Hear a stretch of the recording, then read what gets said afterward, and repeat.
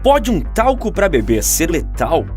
É disso que milhares de pessoas acusam um dos produtos da gigante farmacêutica Johnson & Johnson. E nesse vídeo, você verá como a ganância dessa empresa pode ter arruinado milhares de vidas. Darlene Cocker, uma cidadã americana, mãe de 2 crianças, morava na cidade de Lumberton, no leste do Texas, na década de 80. Darlene tinha uma vida tranquila. Em 1999, sua vida sofreu uma triste reviravolta, quando descobriu que estava morrendo. Um tipo de câncer chamado mesotelioma havia se formado na delicada membrana que cercava seus pulmões. Nem ela, nem os médicos faziam a menor ideia de como Darlene tinha desenvolvido aquela doença, mas eles sabiam que aquele câncer era tão raro quanto mortal. Entre as outras coisas que eram de conhecimento do corpo médico e da paciente, é que a mesotelioma afligia em sua imensa maioria homens que entraram em contato com o pó de amianto na escavação de minas. Mas Darlene Cocker morava numa pequena cidade texana, vivendo sua vida de mãe e dona de casa. Então a pergunta que não saía de sua cabeça era: como ela tinha desenvolvido aquele câncer? Por que ela? O que ela faria se, como na maioria dos casos, ela tivesse pouco tempo de vida? E em que situação deixaria suas filhas? É difícil até mesmo de se colocar em uma situação de tamanha agonia. Com uma dor incapacitante, Darlene decidiu contratar um advogado para ajudá-la, o Dr. Herschel Robson. Antes de advogar, o Dr. Robson tinha trabalhado em uma fábrica de borracha. Lá, ele tinha que garantir que o amianto ao qual os trabalhadores estavam expostos não excedesse os limites do estabelecido pelas autoridades.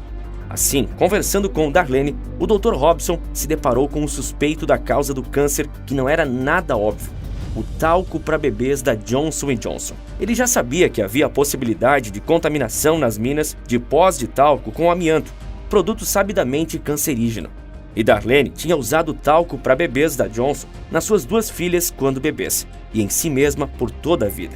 Eles então decidiram processar a gigante farmacêutica sob a alegação de que a exposição contínua ao talco da Johnson era o motivo pelo qual ela estava travando uma luta pela vida. E qual foi a resposta da empresa acusada? Bom, você já pode imaginar. Ela negou e disse categoricamente que seus talcos eram livres de amianto.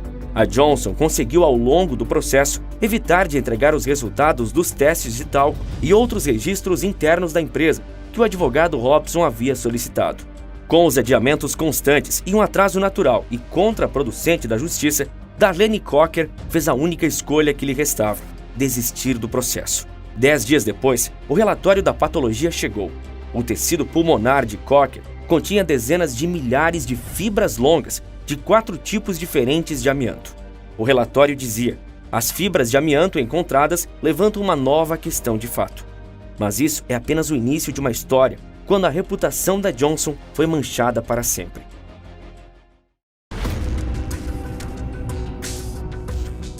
De acordo com dados do Euromonitor International, a Johnson & Johnson domina o mercado de pó de talco há mais de 100 anos. O talco é o mineral mais macio conhecido.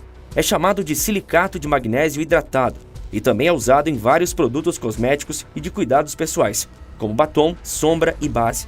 Em forma de pó, pode absorver a umidade e manter a pele seca. Também previne erupções cutâneas e impede a maquiagem de endurecer. E mesmo que os produtos à base de talco tenham contribuído com apenas 420 milhões de uma receita de quase 77 bilhões de dólares no último ano, só a partir de 2023 a Johnson deixará de vender o produto. Ela sempre alegou que o talco para bebês é essencial para a imagem da empresa. Apesar de a história de Darlene ter vindo à tona no final dos anos 90, o histórico da Johnson & Johnson quanto a talcos contaminados datava de décadas anteriores. As primeiras menções desse tipo de caso são de 1957, quando foi descrito que o talco do fornecedor italiano da farmacêutica contava com tremolita. A tremolita, em sua forma natural, é classificada como amianto. Esse foi apenas o primeiro relato dos muitos que colocaram a farmacêutica em maus lençóis. Desde cientistas até laboratórios e fornecedores, várias descobertas aconteceram da década de 60 aos anos 2000. Elas contavam com um padrão de identificação de contaminações do amianto nos talcos e em outros produtos em pó da companhia. Inclusive, na década de 70, a Johnson chegou a garantir ao FDA, a Anvisa americana, que nenhum amianto foi detectado em nenhuma amostra dos talcos produzidos até então, narrativa que sustentou durante muitos anos e sustenta até hoje. Mas os casos como o de Darlene não paravam de chegar. Contudo, a simples mudança no objeto de culpa fez com que muitas pessoas tivessem conseguido acesso aos documentos. A alegação não deveria ser que o talco da Johnson causava câncer, mas é que o amianto presente no talco que o fazia. Na década de 70, a empresa enfrentou extensas investigações da FDA sobre a presença de amianto em seus componentes para talco. E aonde essas investigações chegaram? Apesar de a Organização Mundial da Saúde nunca ter reconhecido nenhum nível seguro de exposição do amianto, as investigações raramente tinham um fim favorável às partes mais lesadas. A empresa assumiu a prática de esconder exames e não mencionar casos que ligassem o talco para bebês ao amianto. Então, a FDA propôs uma regra de que o talco usado nesses produtos não poderia conter mais de 0,1% de amianto. Não contente, a Johnson & Johnson pressionou a FDA para aprovar uma técnica de varredura de raios-x que permitia uma tolerância automática de 1% ao amianto. Isso significaria que um talco com até 10 vezes o limite proposto pela FDA poderia ser aprovado. A farmacêutica também encontrou brechas legais para escapar de uma investigação mais severa. Houve um pedido em que a Johnson não contou à FDA sobre um relatório de seu laboratório. Ela encontrou partículas identificadas como fibras de amianto em 5 das 17 amostras do pó de talco para bebês. Mas essa investigação da FDA e a história de Darlene Cocker, nos anos 70, estão num passado tão distante. Por que falar sobre isso hoje? Porque o caso da Johnson & Johnson retomou o corpo há pouco tempo, quando 40 mil pessoas processaram a farmacêutica. E foi isso, juntamente com a investigação e a publicidade, que a agência de notícias Reuters deram à questão, que conseguiram fazer com que a Johnson & Johnson parasse de comercializar os talcos para bebês com centenas de evidências de que causam câncer.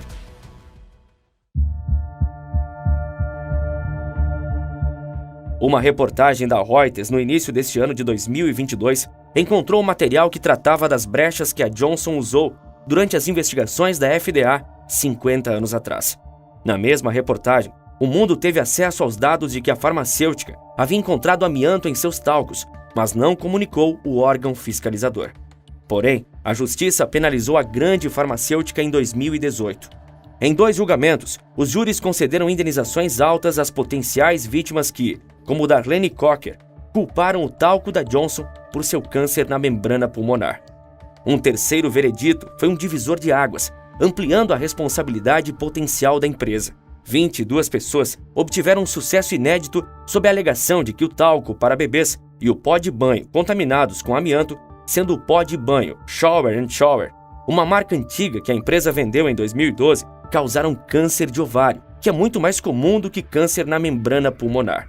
Ou seja, muito mais vítimas do talco contaminado estavam deixando de ser indenizadas do que até então se sabia. A maioria dos casos de talco foi trazida por mulheres com câncer de ovário, que dizem usar regularmente produtos nas partes íntimas. O júri concedeu a ele mais de 4 bilhões e 600 mil dólares por danos materiais. Quando procurado pela Reuters, o vice-presidente de relações com a mídia da Johnson comentou sobre a enxurrada de acusações. Os advogados dos requerentes em busca de ganhos financeiros estão distorcendo documentos históricos e intencionalmente criando confusão no tribunal e na mídia. Tudo isso é uma tentativa calculada de distrair o fato de que milhares de testes independentes provam que nosso talco não contém amianto ou causa câncer. No tribunal, os advogados da Johnson & Johnson disseram aos jurados que os registros da empresa mostrando que o amianto foi detectado em seu talco se referiam ao talco destinado ao uso industrial. Sabe-se lá o que isso queira dizer. De qualquer forma, não colou. A JJ também argumentou que alguns testes detectaram amianto de fundo, que seriam fibras perdidas que podem ter contaminado amostras depois de flutuar em um moinho ou laboratório de uma embreagem de veículo ou isolamento desgastado. A empresa fez alguns dos mesmos argumentos sobre testes de laboratório realizados por especialistas contratados pelos requerentes. Um desses laboratórios encontrou amianto no talco Shower to Shower na década de 1990, de acordo com o relatório do tribunal de 11 de agosto de 2017. Outro laboratório encontrou amianto em mais da metade de várias amostras de talco para bebês de décadas passadas.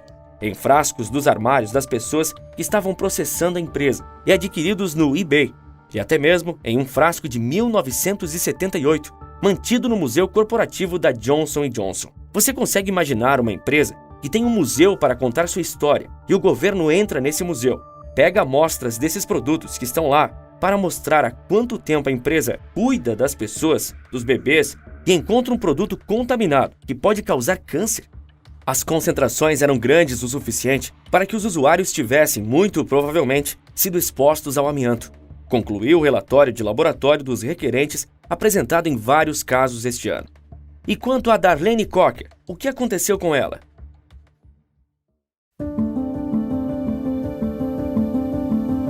Como Herschel Robson, o advogado que assumiu o caso de Darlene Cocker, havia trabalhado na prevenção do contato de trabalhadores com amianto, ele se concentrou em casos relacionados ao talco para bebês depois que conheceu Darlene. Robson pediu a Johnson & Johnson qualquer registro sobre a saúde de seus trabalhadores nas minas, mas a companhia se opôs. Ele concordou em adiar suas exigências até receber o relatório da patologia do tecido pulmonar de sua cliente. A farmacêutica, por sua vez, pediu ao juiz do caso que o arquivasse, argumentando que Cocker não tinha nenhuma evidência de que o talco para bebês tivesse causado seu mesotelioma. Robson e Darlene resolveram desistir do caso, que estava acabando com as economias de sua cliente. O relatório do laboratório de patologia que Robson pediu foi escondido dentro da Johnson & Johnson por 20 anos e só foi encontrado em 2018. Nele, havia a informação de que o tecido pulmonar de Cocker continha dezenas de milhares de partículas de amianto. As filhas, quando soube das evidências e do que foi acobertado, disseram, recentemente, se as informações sobre o amianto no talco da Johnson & Johnson tivessem sido divulgadas antes, minha mãe teria ganhado o processo e tido pelo menos mais tranquilidade. Também haveria 20 anos a menos de exposição para outras pessoas que adoeceram e faleceram durante esse tempo. Porém, Darlene Cocker nunca chegou a saber por que desenvolveu mesotelioma. Foi uma vida no escuro. O presidente e CEO da Johnson, quando falou para a página Compromisso de Segurança e Cuidado, declarou: "Nossos produtos não causam câncer. Podem testar qualquer bebê que façam uso deles, nós garantimos. Eles são livres de amianto, conforme confirmado por testes." Essa colocação se perde em um ponto crucial. O amianto, como muitos cancerígenos ambientais, tem um longo período de latência. O diagnóstico geralmente vem anos após a exposição inicial, 20 anos ou mais para o câncer pulmonar. Hoje, eles podem ser seguros, mas o talco da Johnson tem sido vendido e usado pelos últimos 60 anos. Prova disso é que a colocação do CEO da Johnson, antes de ser editada, foi: "Nossos produtos de consumo à base de talco são, não podemos dizer sempre, livres de amianto, conforme confirmado por testes regulares desde a década de 1970. Mas nem tudo precisa ser triste. Darlene venceu as probabilidades e, ao contrário da maioria dos pacientes com essa doença, que perecem em torno de 1 ano após o diagnóstico, foi muito além disso. Ela viveu tempo suficiente para ver seus filhos darem a ela 2 netos. Morreu em 2009, 12 anos após o diagnóstico, aos 63 anos. Ela pôde, por algumas vezes, ver a Johnson & Johnson ter que encarar a justiça. É comum que as pessoas detestem grandes corporações, como o Google, a Apple e o Facebook. Mas existem outras grandes empresas que não têm tanta mídia e, consequentemente, não recebem tantas críticas e que podem ser até mais prejudiciais à sociedade. Essas companhias podem não só ser prejudiciais, como também arruinar vidas inteiras, como a gente viu aqui. Diferente da história que vimos, dezenas de pessoas conseguiram indenizações bilionárias, onde a justiça deu um veredito que pode dar margem a um pensamento de revolta contra a farmacêutica. Mas o que são 4 bilhões de dólares para uma das 10 maiores empresas do mundo, que é avaliada em mais de 400 bilhões? Claro que existe um sentimento de injustiça quando vemos casos em que a ganância irrefreável pelo lucro causa erros irreparáveis no processo. Nesse momento, você deve estar despejando todos os xingamentos possíveis contra a Johnson & Johnson e até queira que ela seja fechada. Mas nem toda a história é um conto de fadas. Poucas são. Empresas como essa são essenciais para o mundo industrializado, conectado e globalizado dos dias de hoje. Finalmente, a Johnson & Johnson anunciou que irá parar de comercializar seu talco contaminado no próximo ano, em 2023. Ela irá vender apenas o talco à base de amido de milho. A empresa divulgou nota dizendo que esta foi uma decisão puramente comercial. Isso porque nunca admitiu a contaminação do talco para bebês a partir do pó de tal. Mas ainda assim, temos que estar em vigilância constante para que histórias tristes assim sejam raridades cada vez menos frequentes. Não confiar em tudo que é vendido, porque quem produz são empresas grandes, tradicionais e renomadas é um começo.